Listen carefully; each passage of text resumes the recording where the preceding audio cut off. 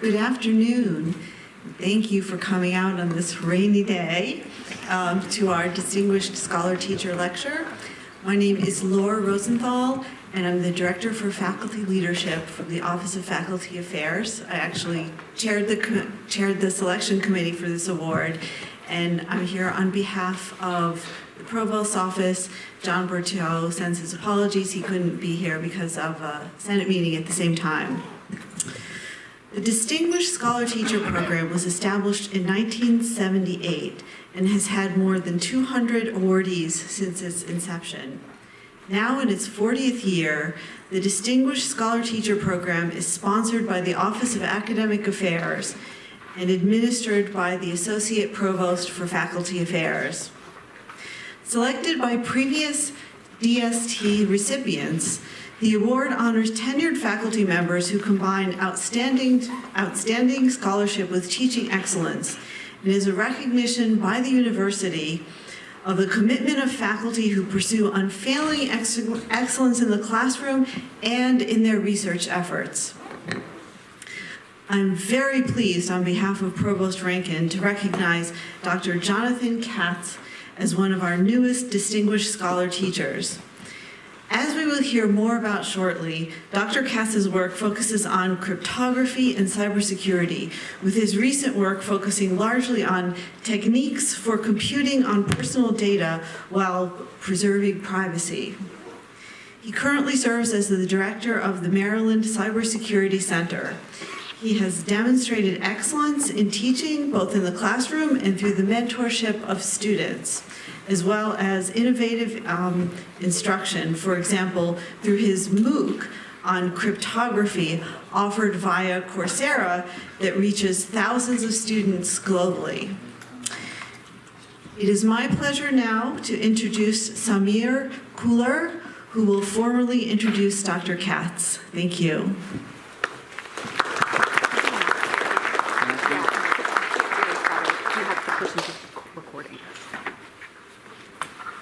Thank you very much, and welcome to everyone.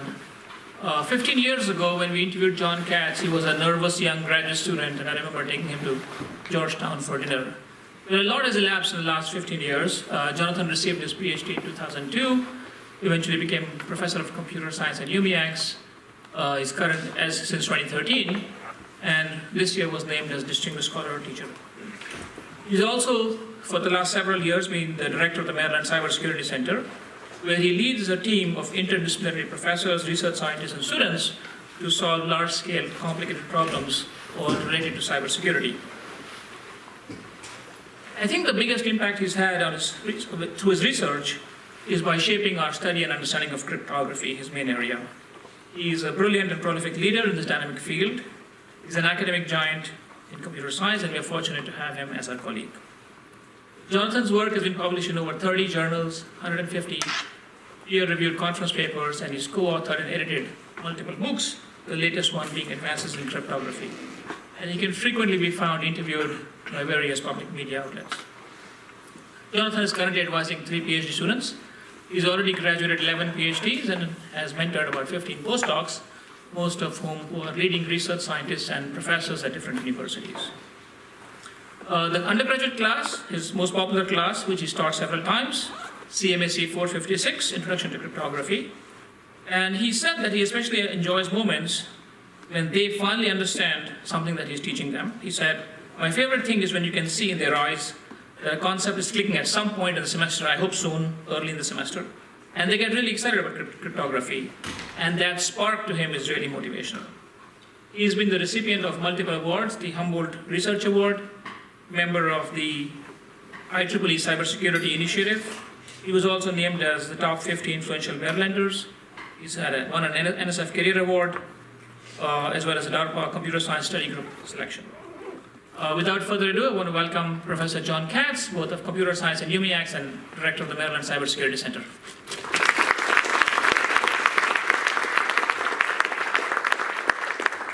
Thank you very much, Samir. Actually, I remember the dinner like it was yesterday, so it's amazing that 15 years went by. Thank you all for coming today, actually, especially given the horrible weather outside, although I guess I can at least claim that people prefer to be in here listening to my talk rather than spending the day outside. So that's a good thing. I'm really very honored, actually, to receive this award, especially because we've had other honorees in our department, in the Department of Computer Science. I know Samir himself was an honoree, Mike Hicks was also an honoree, Jack Minker, before my time, I think, was an honoree as well. And I really don't feel worthy. I know what excellent teachers they are, and I hope I can just measure up to some extent. And I'd like to thank the committee also for nominating, for choosing me, and to Mike in particular for nominating me. So I was trying to think about the title of the talk, and I was trying to come up with some way to distinguish my title from all the other titles of the other DSD nominees chosen this year.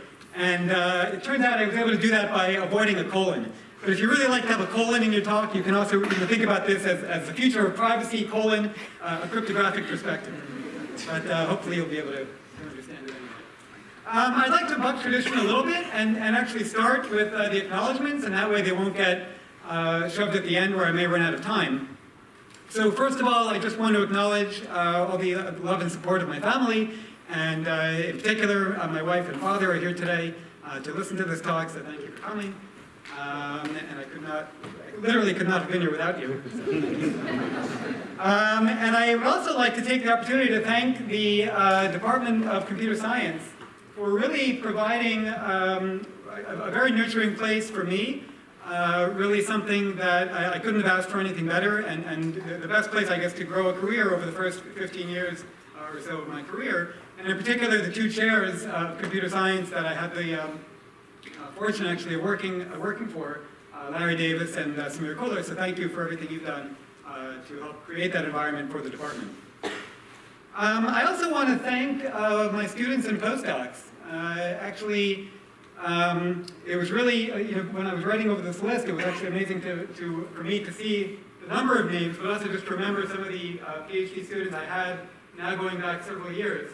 And I've had the opportunity over the years to catch up with them and hear how they're doing. I can really say that for the most part, it's been the best kind of student-advisor relationship, where I think it's fair to say that I've learned more from my students and from my postdocs than they learned anything from me. I've certainly learned more from them than they've learned from me. And I want to highlight in particular, actually, some of the students and postdocs whose work I'm going to be referring to at various points in the talk today. So let's see, so Xiao Wang, for sure, Alex Malazimov, Samran Lucci, and Yan Wang, and Raf Vasily. I don't believe anybody, Adam Gross as well, some of the work I'm going to be talking about today. And I'd also like to take the opportunity to acknowledge some of my collaborators over the years. I've had the fortune of working with many great collaborators. But in particular on this topic, I'd like to highlight Mike Hicks, again, as well as Adam Smith, professor at Penn State, and Dave Evans at UVA. So I thought it would be good to start, actually, with a little bit of background about cryptography. I don't know how many people here are very familiar with cryptography. I'm guessing that most of the students who have taken my cryptography class have since graduated, and so are probably not in the room today. There may be a handful who are here today, so I hope this won't bore you too much. But I figured it's worth talking about it because many people, even if they do know something about cryptography, they probably know about it from the media, and they may not have a good picture of what exactly it is that cryptographers do and what kind of problems cryptographers are working on nowadays. And so I think that if you were to ask the general public what they know, what they think about cryptography, more likely than not, the first thing they would hit upon is the idea of encryption. Right? So in the context of encryption, we have two parties, let's say, who want to communicate a message, and they want to communicate that message privately. They want to make sure that message remains secret from anybody else. And the way that encryption has been done historically is basically through some process that takes this original message and scrambles it in some way, replacing the original message with some random-looking text that presumably anybody eavesdropping on the communication won't be able to make much sense of. And the picture down here is actually Visionaire. This is this was somebody who developed an encryption scheme in the 1700s. And this is supposed to be a representation of what you might get if you encrypted an English language plaintext using the Visionaire cipher to get some unintelligible ciphertext that could be sent across the channel. And cryptography has been used, or encryption I should say, has been used for many hundreds of years actually. It goes back, it predates even the 1700s, it goes back even to classical times. It also had a very large role to play in World War II. This is the Enigma machine that the Germans used to encrypt communication in World War II. And the other thing people might think about when they think about cryptography and they think about encryption is that you have these smaller teams, small groups of smart people who are studying how to generate, how to develop encryption schemes. And you might have other people on the other side who are sitting in a room trying to figure out, of course, how to break that encryption scheme.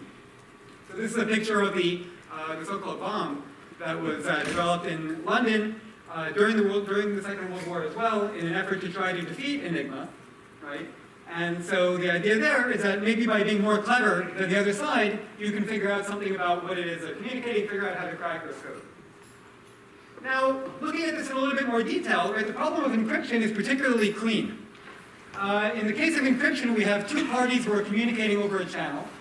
And like I said before, they want to be able to communicate while ensuring secrecy of their communication. So they're worried in particular about an adversary, an attacker, who's eavesdropping, let's say, on the communication channel between them. And again, they'd like to make sure that they can communicate some message between the two of them, while ensuring that the attacker doesn't learn anything about what it is they're communicating. And what's particularly nice about this picture is that there's a very clean and obvious distinction between who the good guys are and who the bad guys are. Right? We can draw a clean separation between, on the one hand, the two parties who share a key, let's say, and are agreeing to communicate. And on the other hand, the attacker, who's the bad guy who's listening in, trying to figure out what it is they're communicating. Right? It's a very simple, very clean mental model.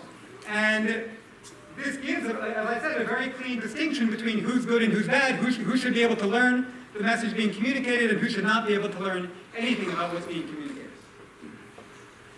Now, everything I've said is an accurate view of cryptography up until about the 1980s.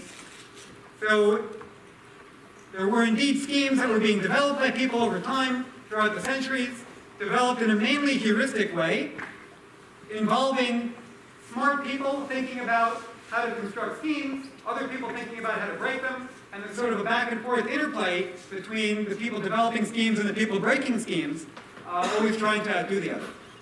And even in the public key revolution in the 1970s, right, we had other smart people, this is Rebecca Shamir and Edelman, who developed the RSA algorithm, who were again trying to think of schemes that other people perhaps couldn't break, but mainly working in these small groups and mainly not having any formal way to reason about the schemes, but again always trying to be more clever than the other side. And also into the 80s you had this mental model continuing where there's this clean division between who should learn everything, who's allowed to see everything, and on the other side the bad guy who's supposed to learn absolutely nothing. Now, what about modern cryptography? Let's say roughly since the 1980s, the mid-1980s perhaps. Or maybe putting it another way, right? What are we cryptographers doing? Haven't we already solved the problem of secure communication, right? Isn't this a done deal? We all know how to encrypt. We all encrypt every day. And so what's left to do? Why are they paying me to do my job? Well, in fact, modern cryptography is distinguished in several ways from this picture that I presented a few minutes ago. It's distinguished in many different ways from this classical view of cryptography. So first of all, it turns out that cryptography is about much more than encryption. Okay, encryption is only a very small part of what cryptography offers. Secondly, what's especially developed since the 1980s is a much more rigorous approach to the subject. So rather than having this process of people trying to be more clever than their attacker, we have a more rigorous approach to the subject as a whole, as I'll talk about in a few slides. And what I think is most interesting, and what's perhaps most relevant to what I'm going to be speaking about today, is the fact that cryptographers now deal with a much richer class of trust relationships. And we no longer have this very simple picture like I presented on the previous slide. Let me elaborate on each of these a little bit. So first of all, modern cryptography, as I said, now has a much broader scope than shared key encryption. So I mentioned already public key cryptography. This is the idea actually that enables secure communication over the internet, where parties don't even need to necessarily share any keys in advance in order to communicate securely. But that's just another example of encryption of ways of achieving secret communication. But cryptography goes beyond that as well. Cryptography is also concerned with things like data integrity, making sure that data isn't modified by an active attacker who's trying perhaps to make one of the parties receive a message that the other party didn't actually send. It also relates to things like entity authentication, like proving that you're the person you claim to be at the other end of a communication channel, and also handling much more complex protocols like the ones I'm going to be talking about today. And it's a bit difficult for me actually to come up with a good definition for the full scope of what modern cryptography nowadays deals with. But the best definition that I've been able to come up with, and I'm open to suggestions for better definitions, is that it's about the design, analysis, and implementation of mathematical techniques for securing information systems and distributed computations against adversarial attack. And again, this is much broader than encryption, because we're not only talking about, number one, privacy, we're talking about general notions of security, including things like integrity and other things. But it's also not only talking about communication of information. It's also referring to systems as a whole, and it's also referring to the underlying computation going on within that system, and providing protections for that computation as it proceeds. Now, the other thing that's been amazing about cryptography since the 1980s, roughly maybe a little bit earlier, is that classically, encryption and cryptography more generally was primarily the focus of people in the military. It was used primarily in military contexts, and it was not widely used outside of that domain. But nowadays, cryptography is really ubiquitous, and I can say almost for sure, and I'd be surprised if there's an exception, that everybody in this room has used cryptography multiple times today. So cryptography is used, for example, as part of password-based authentication. If you've typed in a password today to log into any system, it should be using cryptography. I'm sure it is using cryptography to do that. Password hashing at the back end, at the server, is also relying on cryptography. If you've ever bought anything online, right? So that's a process that involves a way to securely transmit your credit card number from yourself to the merchant without allowing an eavesdropper to figure out to learn your credit card number. And that relies on a lot of cryptography. Encrypted Wi-Fi, right? That relies on cryptography as well. If you've downloaded a software update, right? Saying an update for Microsoft Windows, for example, that is digitally signed so that it can be verified by your computer before the software patch is installed. And there are even more complex examples that maybe people in this room haven't used, but that go beyond these relatively simple examples. So things like full disk encryption, that's available now. You can download it and you can encrypt your hard drive. Or even much more complicated things, if anyone's heard of Bitcoin, right? So Bitcoin is a great example of a distributed protocol that relies on very sophisticated cryptography underneath to ensure the integrity of the computation going on underneath that underlies the protocol. So this is something else that's changed a lot vis-a-vis cryptography before 1980 or so. Now I mentioned also that historically speaking, cryptography was largely this art, where there was this heuristic design and analysis phase that went on, where people would build protocols and they would build encryption schemes, and then they would release them, they would perhaps talk about them with their friends, and in turn they would try to break the resulting crypto system. Like I said before, seeing if they were more clever, if they could come up with an attack. And if they found an attack, then the scheme might be tweaked a little bit to prevent that attack, and then the process would iterate. Okay? And in the late 1970s and early 1980s especially, the field began to develop into much more of a rigorous science. And I think there are really three principles that underlie this development from the heuristic approach to this more of a scientific foundational approach, which are, first of all, an emphasis on formal definitions. And this means coming up with precise mathematical models of what the scheme you're developing should be doing, along with mathematical definitions of what it means precisely for the scheme to qualify as being secure. And this is actually, I think, a big leap forward. People underestimate the value and the importance of definitions. But I think actually a lot of the fuzziness that was present in cryptography before, say, the 1980s, was addressed exactly by people coming up with these rigorous definitions that allowed people to pin down exactly what it was they were studying, and thereby make progress on developing schemes that could meet those definitions. Cryptography is also, a little bit unfortunately, but this is the way it is, relies on computational assumptions. These are assumptions about the hardness of certain problems. And you may all have heard about the assumption that factoring large numbers is hard. Okay, this is something that we don't know how to prove. We don't know any way to prove that you can't factor large numbers in a short amount of time. But even after intensive study over many years, many decades, we still have no efficient algorithm for factoring large numbers. And so we take it as an assumption that indeed this is a hard mathematical problem and that there's no efficient algorithm for indeed solving it. And we can then rely on those assumptions to construct schemes that meet the definitions.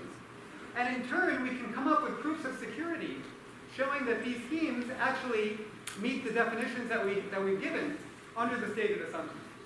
And this also is a very powerful technique, a very powerful approach that went a long way toward getting out of this design, break, patch cycle that I talked about earlier. So now, rather than just trying to be clever and coming up with a scheme that you weren't able to break in a couple of weeks, you now have a rigorous mathematical proof that your scheme is secure.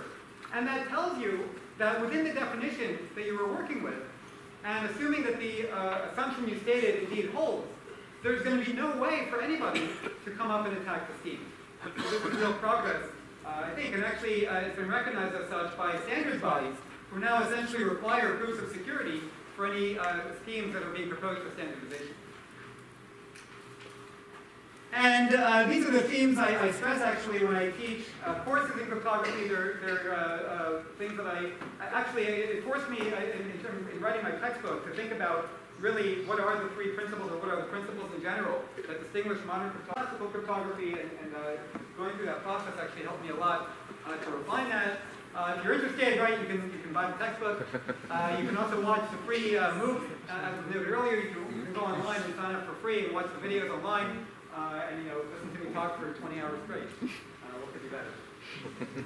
I want to come back to this other issue, which is the classical trust model, where there's a clean division between the good guys and the bad guys. And it's a very nice model, but it doesn't capture the reality in which cryptographic protocols are being run today. So first of all, we may have protocols being run in much larger systems involving more than two parties. Now that's not necessarily new. People did talk about group communication before 1980, but nevertheless, it's much more common nowadays to have protocols involving multiple people. And once you involve multiple people in a protocol, the trust relationships between them get a lot more complicated. So for example, we might have Alice and Carol who perfectly trust each other. Right? They're friends, they know each other, and they perfectly trust each other. They wouldn't mind sharing everything they know with each other. And maybe it's also the case that Carol and Bob know each other, and they also may be willing to trust each other with everything that they know. But this doesn't imply that Alice and Bob know each other, and it doesn't imply at all that Alice and Bob trust each other. And it may very well be the case that Alice is not willing to have her data be revealed to Bob. And this is a little bit more complicated than what we had before, because now we no longer have this clean boundary between who the good guys are and who the bad guys are. Actually, in this picture, maybe there's no attacker per se, right? There's no devil. But it's the case that certain people want to protect certain information from other people. And those, the requirements or the desires of the different people can vary, and they can vary very much so from person to person. You have more complicated examples as well. So for example, maybe it's the case that we're worried about security of a particular user running this protocol. So for example, this user down at the bottom left.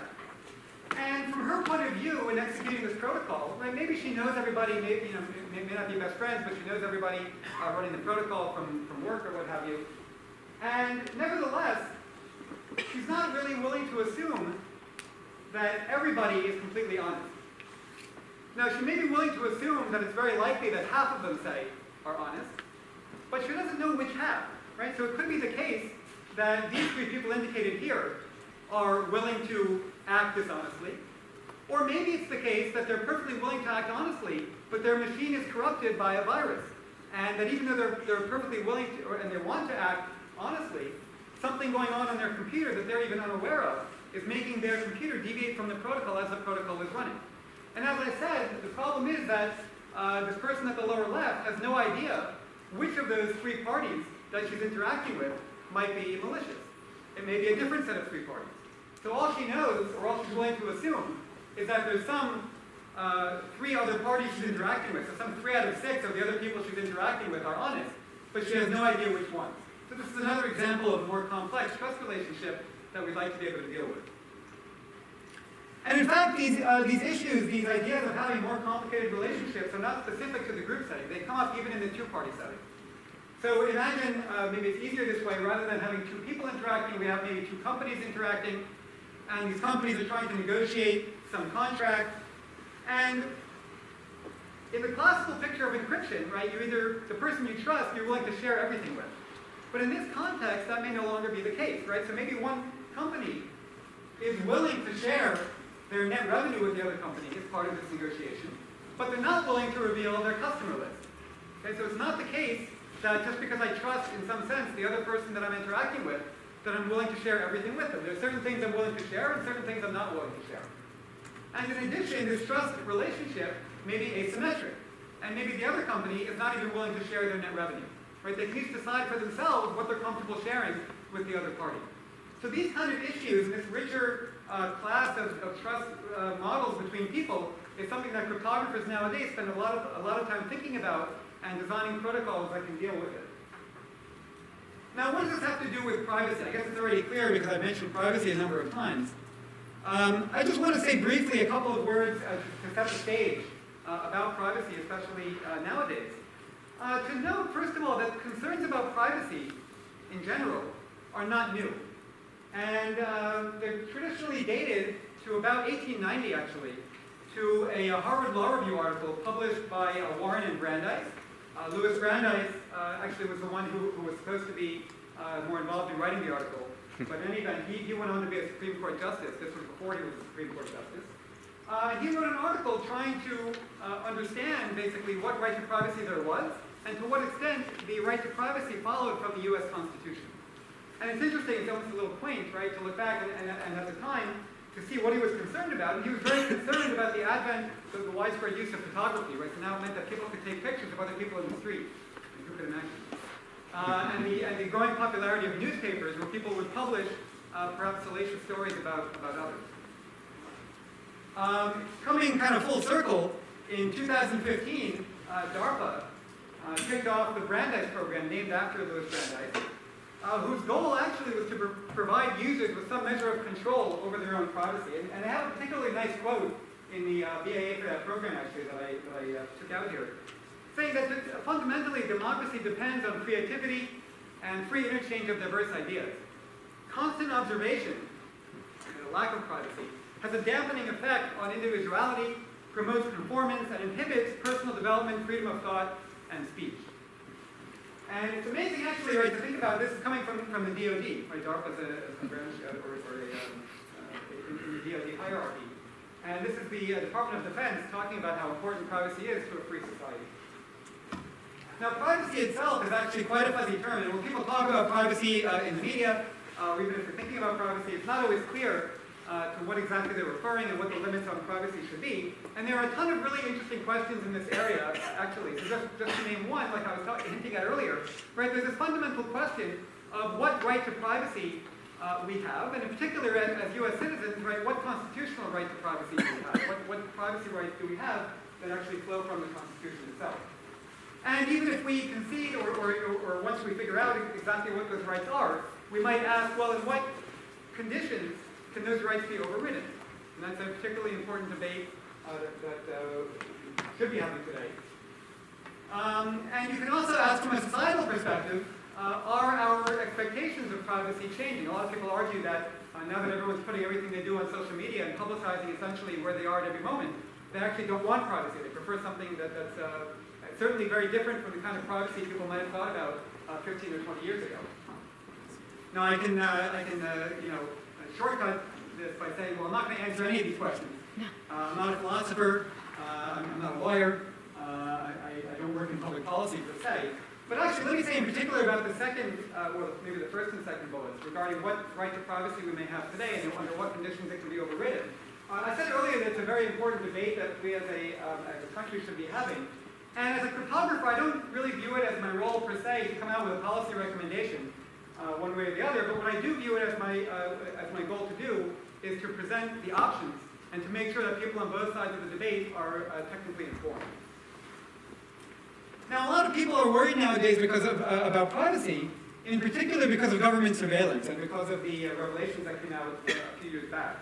And it's not hard to find examples of this, right, of reports of NSA collecting phone records of U.S. citizens, people taking people's cell phones and looking through the contents of those phones. This happened, this particular article was talking about taking people's phones who were attending a rally.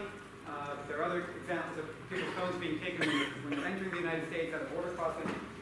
But in fact, I would say that while it's certainly fair game to worry about this sort of thing, and it's certainly, like I said earlier, the kind of thing that we need to be having a public discussion about, from everything I've seen, the government is doing their best to do things within the law. There are certainly many people within government who take these legal constraints very seriously. And again, while it's something to be concerned about, what concerns me much more, actually, is corporate surveillance. Right? So we all know that corporations nowadays are collecting tons of information about each of us. And the scariest way that I know how to express it to myself, I think, is that Facebook, Google, and Apple probably know more about you than your family does, than your spouse or your partner does. Google, for example, knows every internet search you've done, assuming you were logged in, let's say, at the time. If you have an Android phone, they also know everywhere you've been. Right? Does everyone in your family know everything you searched for and everywhere you've been? Probably not. So that's a scary thought. Right? It's really eye-opening to think about things in that way. And do you really want, do you make a decision, a conscious decision, to trust any of these corporations more than you trust some of your own family members? Actually, I found this interesting article last year that in fact Google may know you better than you know yourself. And this is an interesting read if you want to read a short article about it. It's basically arguing that we have these delusions, maybe a strong term, but we have these delusions about what we do. Right? I'm a hard worker. But Google knows exactly how much time you're spending working, how much time you're spending reading your mail. So it's an interesting thought as well. There are many other examples, right? I mean, you see these things all the time. Actually, what's great about giving a talk like this is that as I was preparing my talk, I kept on seeing news articles coming out daily, just reinforcing this idea that companies are collecting more and more data about us. There's a famous story about how Target exposed a teen girl's pregnancy. This is many years back. But basically, the girl's father found out that she was pregnant from Target before the girl told her father.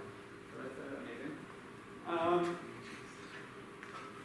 It can also be these concerns about collection of data can also have negative impacts. Some people negative economic impacts. For example, differential pricing is a real concern now. And the idea here being that if a company knows exactly how much you spend on what items, and not only that, but they know how long you're spending at a particular site, how long you click around looking for a good deal, they can use all that information to now give you essentially the maximum price at which you'll buy an item, right? And it might be different for different people. So you have different people looking for, say, an airline ticket, and they'll get displayed different prices because the companies have so much information about us that they essentially know in advance how much we're willing to pay. And this also is something, like I said, just came out in the news yesterday, I suppose, about Verizon wanting to collect more data from people in order to do better advertising, of course. And the problem's only getting worse, right? The problem's getting worse as we have more and more devices being installed in our houses, and as we're wearing devices on our bodies that are continually collecting information about us. And you can see this even, there are again, some fascinating cases about whether Alexa, for example, whether the data from Alexa can be used as evidence against somebody at a murder trial. Right? These are kind of things that just didn't happen even a few years back because people didn't have these devices in their houses, essentially recording everything that they're saying and doing. Now, what's cryptography's role, or what can cryptography's role be in all of this? So I think there are really two different roles that cryptography can play. So the first, as I said earlier, is with this emphasis on definitions. I think cryptography can really help us to replace this fuzzy model we have about privacy. Right? There are many different concerns, and many different people have different things they're worried about. And what cryptography can help us do a little bit is to reason about that in a more formal manner. Doesn't mean we have to necessarily write down mathematical definitions, doesn't mean we have to give proofs, but at least to make us think a little bit in a more rational and a focused manner about what exactly we mean by privacy in a particular context. And perhaps more interestingly, at least from my point of view, is that cryptography can help us achieve certain levels of privacy that we currently are not achieving by developing new algorithms and protocols that can allow people to do or to achieve things that they're already achieving, while also adding additional privacy guarantees on top of that. And this is really becoming increasingly important, as I indicated with the news articles on the previous slide, with this huge volume of personal data that's being collected, aggregated, stored, shared, and used about every one of us in this room. And what I want to focus on in particular here, right, is the data collection aspect, right, the fact that these companies are collecting all of this personal data about each of us, and also the aspect of how this data is in turn being used by those companies. So I'll focus on the collection first, and then I'll come back to the issue of data usage. And again, I found this wonderful article, wonderful for me because it gave me a springboard of something to tie everything to, where this was in just last week's newspaper, that this was an op-ed talking about how Congress basically passed a 21st Century Cures Act. They passed this actually before last week, but this was an op-ed talking about it, where essentially the law tries to create what they call an information commons, that it's going to be a government-regulated pool of medical data about individuals that's going to be accessible to all health researchers. Okay? Now, so I want to just try to model that. This is not actually how the information commons is working, but we can think about it as being something like the following. Right? So we may have some hospitals, some local regional hospitals that patients come to, and during the course of their medical care, data will be collected about them. And then we may have researchers at NIH who want to perform some studies, perhaps using some data that they've already collected from subjects that they've had, that they've worked with themselves, but also by using the data that's been collected about other people at various hospitals around the country. And so the way this might work, again at a rough level, is that under this act, those hospitals will be required to share somehow or another data about their patients with the medical researchers who want to conduct the study. And they would then take that data that's being sent to them from the hospitals, pull it with their own data that they hold, and compute some scientific report. And the issues here, right, are twofold. There's data collection, right, the fact that now NIH at some moment in time has collected data about hundreds or thousands of patients that it's storing and that it's then computing over. And also this data usage, right? When they publish this report, how do I know that they're not going to highlight some medical condition that I have? Or how do I know that the report won't reveal to somebody else that I came in for a certain test on a certain date? And it's easy to understand why people want to collect data in general. This goes not only for the medical researchers, but also for these companies who ultimately want to sell you things or sell advertising. Right? So as the volume of data collected goes up, the utility of these companies also goes up. Right? If they know more about you, they can charge you a higher price. If they know more about your habits and what you're interested in, they can charge more to advertisers to display a certain ad to you. But of course, at the same time, as the amount of data collected goes up, the privacy of each of us goes down. And so there's a fundamental tension here, or there seems to be a fundamental tension between the utility and the privacy.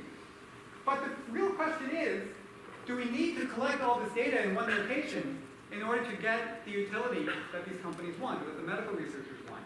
Right? Is collecting the data the only way to derive the utility that we want from that data? Or can we come up with other approaches that avoid the need for central data collection in the first place? And this brings us to a favorite research topic of mine, multi-party computation. So a multi-party computation protocol is going to be a distributed protocol run between some number of different entities, some number of different parties or people or computers, where each of those people holds their own local private input. And it's an interactive protocol, so they'll all exchange messages with each other as part of running the protocol. And at the end of the protocol, say one of the parties will output some function of everyone else's data. Right? So you can view this, for example, as taking data from several patients, or maybe these people are actually hospitals and they've aggregated some data locally, and then they want to run some study, they want to run perhaps some machine learning algorithm over that data. So the function f might in that case be a function that learns a particular model, and the goal of this protocol is to learn that model. Okay? So far I haven't said anything about privacy or anything about security, but how might we define a notion of security in this setting? Right? What might it mean for a protocol that allows these people to collaboratively compute over their local data? What might it mean for that protocol to be called secure? Well, we could go ahead and list several desired properties that we want, right? We could talk about, well, I want this person's input to be secret from this person, and and I want to make sure that they compute the correct output or something like that. But it turns out to be, number one, very difficult to do that. And also, maybe more important, by doing that, you might end up missing some properties, and you might never be convinced that you didn't leave something off your list that you actually care about. And in addition, some of these properties are rather subtle to define. So if I just say something like, if I'm player one, I want to make sure that nobody learns anything about my input. Well, it turns out that in general, you're not going to achieve that, because by the very nature of the computation, you learn the output, and the output depended on my input. And so there's going to be some correlation between my input and that output, and it's very difficult, actually, to sit down and think about how you may define what it means to learn only that value and nothing else. Now, cryptographers over the course of many years have developed actually a way of defining security in this setting that addresses all of these concerns. So in particular, what cryptographers imagine is what would be the ideal case, right? What would we like to achieve if we didn't have to live in the real world? Doesn't sound good. But if we didn't have to live in the real world and we could imagine an ideal model, what would that ideal model look like? Right? Well, the ideal model, what it might look like, is that we have a central trusted authority. I have to tell you that it's not easy these days coming up with a picture of something that people might even consider a central trusted authority. I chose the Supreme Court, but I chose that maybe 2 years ago. I'm not sure. That's a discussion for another time. But imagine we did have a central trusted authority, right, that we all agreed was trusted to do what it's supposed to do. Well, then what we might do in that case is we might actually be willing to trust that entity with our data. Right? What we would do is we would all send our data to that single trusted entity. That trusted entity would then perform the computation over the data, and then send back the result to either all of us or to one of the parties. And we'll define a secure protocol in the real world, right, where parties are exchanging messages between each other, and there is no trusted party. We'll define a protocol like that to be secure if it provides a simulation of what we achieve in that world with a trusted party. Now, this word simulation has a very technical definition in cryptography. I'm not going to go into it. But the basic idea is just telling you that any property you achieve in this ideal world with a trusted entity will also be achieved by the real-world execution of the protocol. And so in particular, right, if we go back to this picture of the people communicating over the network and one party learning this output value y, well, just like we said, that's going to be giving you the same security guarantees even if all these other people are corrupted, and we're concerned about the security guarantees being provided for this person on the lower left, it's going to provide that person, that party, with the same exact guarantees that they would have in an ideal model where everybody sent their inputs to the trusted party and it computed the result and sent it back to, in this case, the person on the upper right. So in particular, that means that the execution of the protocol doesn't reveal anything about X5, about the input of the party on the lower left, beyond what's revealed by the inputs of the corrupted parties and the output that they learned from the protocol. And that's, if you want to compute F, then that's the best you can hope to achieve. So we have this beautiful definition of what it means to have a secure computation protocol. Are these protocols feasible? Do they exist? Well, it turns out, actually, that a long line of research has shown that under a small set of reasonable assumptions, in fact, secure computation of any function is possible. So you can take any function you like, the most complicated machine learning algorithm, the most complicated statistics, or maybe even the most complicated advertisement generation algorithm. You could plug it into one of these protocols, and you could design a protocol that would exactly learn the function you're trying to compute without unduly harming the privacy of any individual party's input. So if we go back to this example of the medical researchers, right, that would mean that rather than having the status quo, where say the hospitals are sending over all their data to the NIH, and then the NIH suddenly has information about hundreds of thousands of patients, what they could do instead is they could design a secure computation protocol to carry out whatever study the NIH is interested in conducting. And they would replace that then with an interactive protocol, in this case between the two hospitals and NIH, that would allow NIH to compute, to run the study and generate the report, without ever having their hands on any data. And in particular, again, just like in the ideal world, giving the guarantees that the only thing that NIH learns is what's generated in the reports and nothing else. Now, we said that these protocols exist what can we say about efficiency? Right? Do we have any hope of running them, of using them in practice? Now, secure computation, the general idea, was introduced in the 1980s, and like I said, there was a long line of research following up on that, continuing until today, developing better and better protocols. I wasn't around, or I wasn't active at the time this work was going on, but I think if you read the papers of the time, you get the sense that in the 80s and 90s, people viewed this as being very interesting from a theoretical point of view, but as being hopelessly impractical. And in fact, it wasn't until 2004 that there was the first implementation of what's called generic two-party computation, even in a very simple case where we assume the parties are honest, but only try to learn information after the fact from the interaction. And even that implementation was quite inefficient. But the main point, and what resulted in the paper, and quite a nice paper, is just the fact that they were able to do it at all. But over time, of course, progress in this area has continued. And some of the work done by myself and in collaboration with my students and postdocs have helped to push the boundary and make things more efficient beyond what they had previously been. So if you look, right, there's been steady progress over the years. The Fairplay paper was the one in 2004 that I mentioned, and there's some work in 2009 and 2010, showing on the left basically the performance in terms of the number of, the number of gates of a circuit that you can compute in a certain period of time, and essentially the one on the right indicating how large of a program, how large of a circuit they were able to compute. And we had some ideas in 2011 that led to dramatic improvement, actually, in the performance and scalability.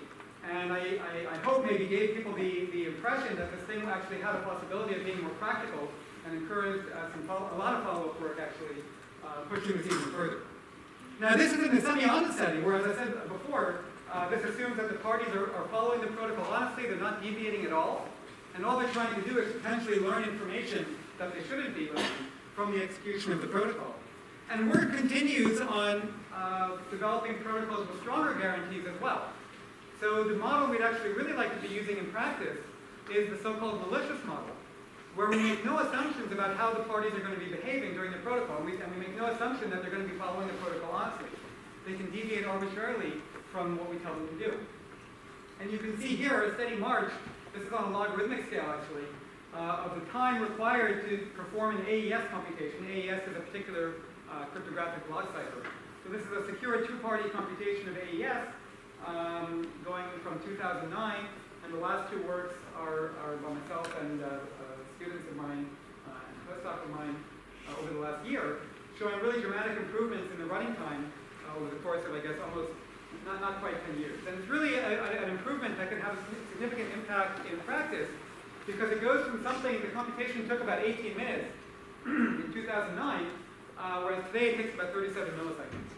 So this is a really dramatic improvement. And again, people are now really seriously starting to think about applications of this in the real world. I'll just mention that we have also some work extending this to a multi-party setting, running with hundreds of parties all over the world, and essentially running a secure computation of AES like we had before, among 100 plus parties across 5 continents in a time of about 2 seconds. And I guess that will be improved. Maybe Xiao's already improved it. But it will be improved maybe, I'm sure, in the next couple of years. Now I want to talk briefly, I want to come back to this issue of privacy of data use.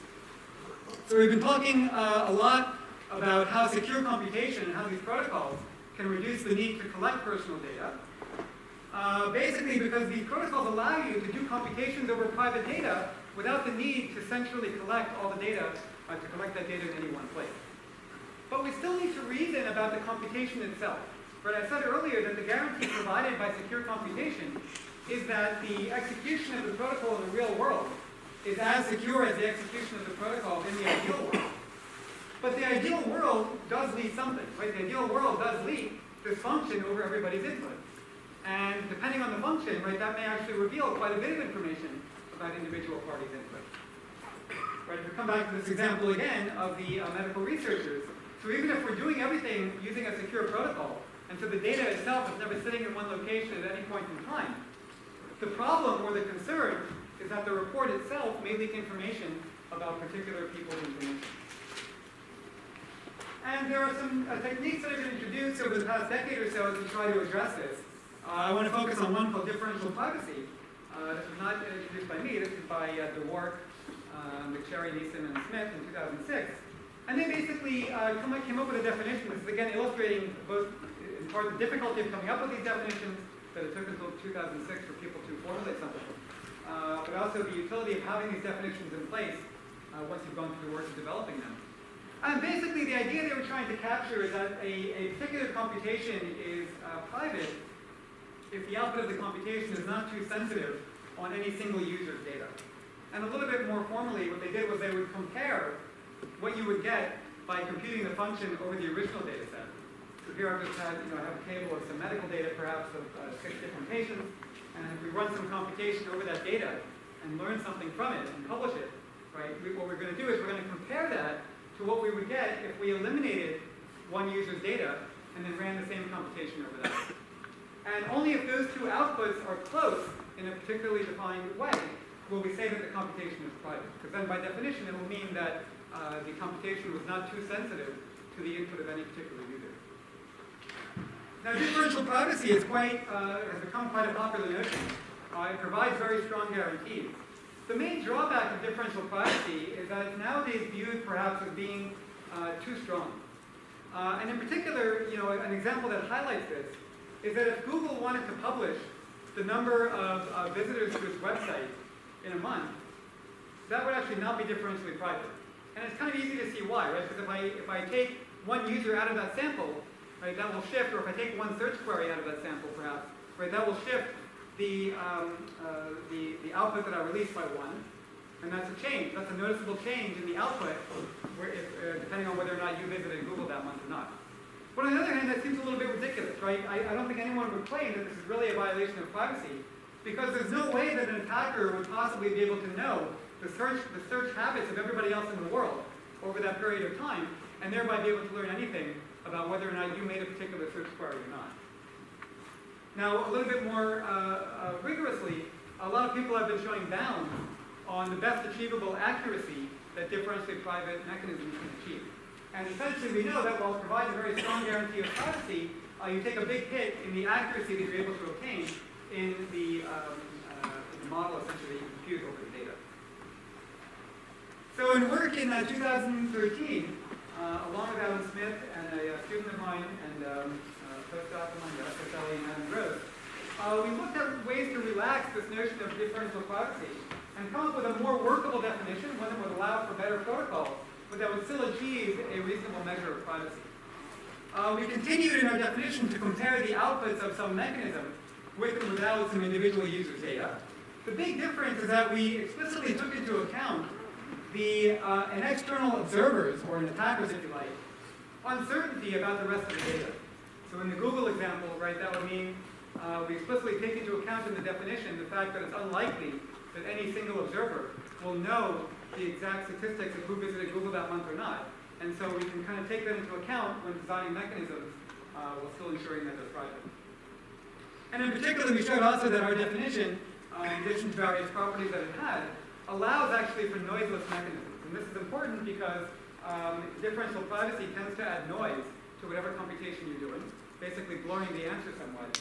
But we showed that with respect to our definition, you can actually have not give up anything in terms of accuracy and not add any noise at all, while still achieving a reasonable notion of privacy in some settings.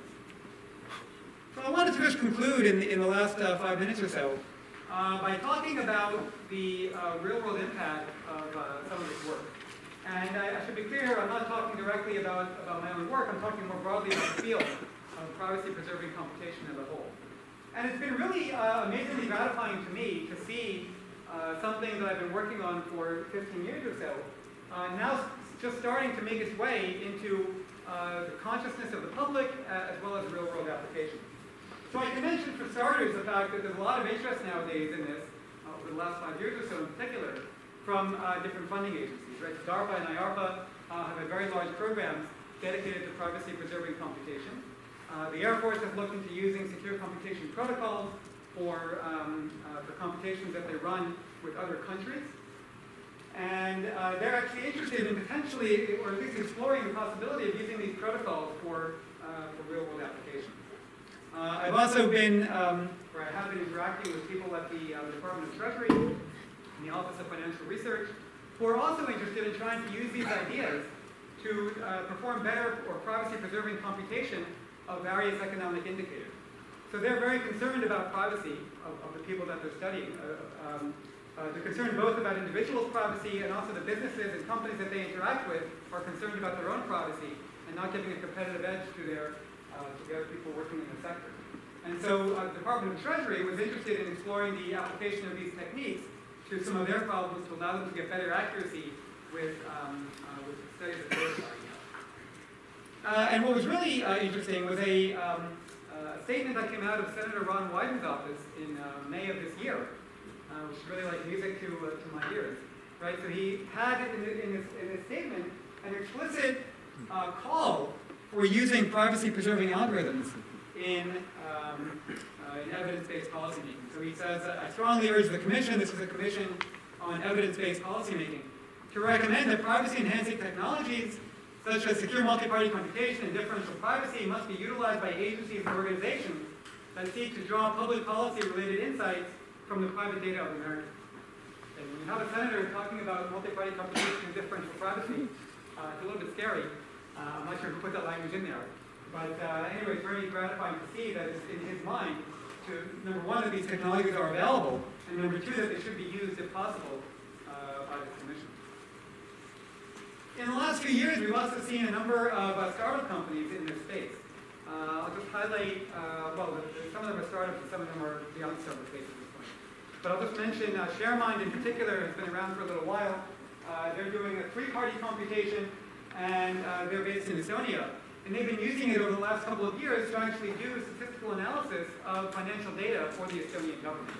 So they're using this on real problems and with reasonable performance as well.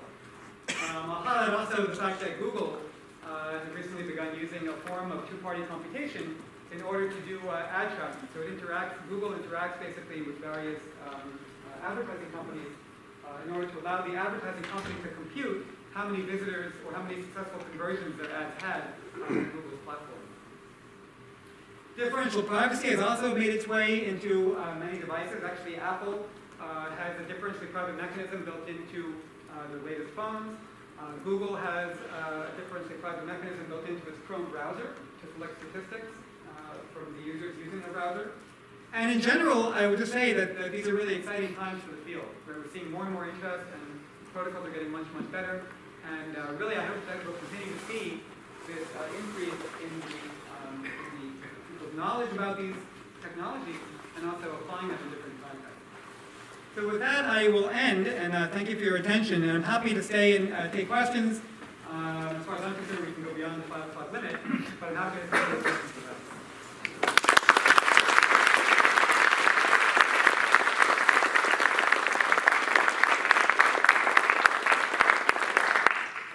We definitely have time for questions. If people have questions or comments.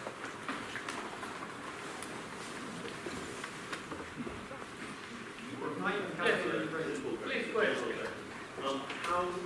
How real is multi-party computation protocol? I want to implement it in my company. Right. You should come talk to me. One of the things that's also been great is in addition to exploring the cryptographic protocols themselves, there's also been a lot of focus on usability of these techniques and on making them available to non-experts.